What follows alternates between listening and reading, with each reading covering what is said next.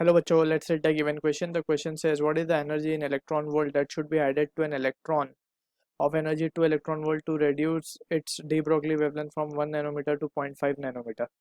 So in order to understand a given question, we must understand about the de Broglie hypothesis. First, it was earlier believed that जो light है उसका nature जो है वो particle का nature है, that is Newton corpuscular theory.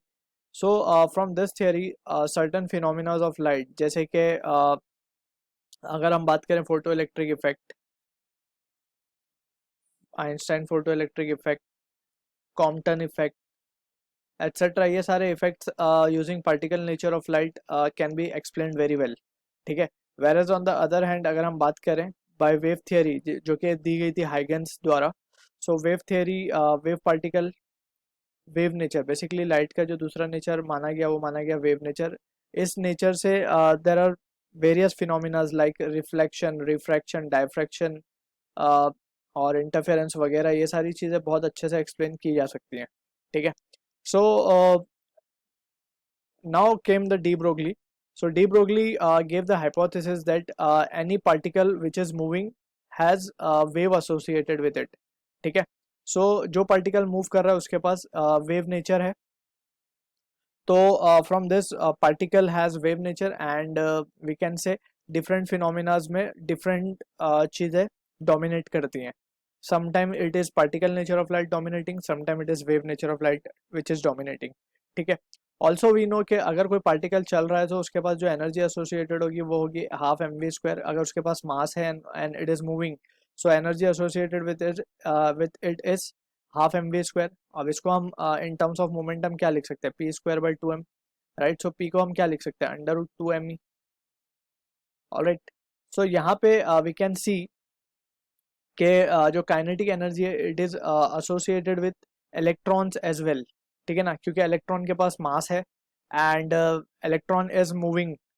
So we can say in that scenario we can consider, हमसे पूछा जा रहा है what is the energy in electron volt that should be added to electron of energy 2 electron volt. So initial kinetic energy of electron is been given to us. ठीक है, जो कि given है 2 इलेक्ट्रॉन वोल्ट, और हमें इसमें अब कितनी एनर्जी ऐड करनी है दैट इज द क्वेश्चन. ठीक. So about de Broglie wavelength we know lambda, that is de Broglie wavelength, is the ratio of Planck constant to the momentum. ठीक है. सो मोमेंटम को एज वी हैव डिस्कस हम क्या लिख सकते हैं, under root 2m. ठीक है. So from this we can say हमने इसको लेट से माना है E I, we are denoting it with E. तो फ्रॉम दिस सिचुएशन हम क्या लिख सकते हैं कि लैम्डा 1 या फिर लैम्डा इनिशियल मान लेते हैं, lambda final will be equals to, इसका स्क्वायर कर लेंगे हम.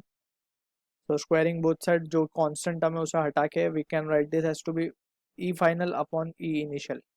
ठीक है. सो ई फाइनल की जो वैल्यू हमारे पास आ रही है वो क्या आएगी, लैम्डा इनिशियल फ्रॉम 1 और 1.5 0.5. सो ये हो जाएगा हमारे पास 2 का square 4, 4 into 2. So this comes out to be 8 electron volt. Right. So 8 electron volt final energy आ रही है. सो हमने बेसिकली ऐड कितनी की है, सो that is what the question is, what energy is added. So we can write therefore energy added will be given by E final minus of E initial. So E final is 8 minus E initial is 6, sorry 2. So this value gives us the answer as 6 electron volt. So this is the answer to the question. I hope you understood the solution. All the best.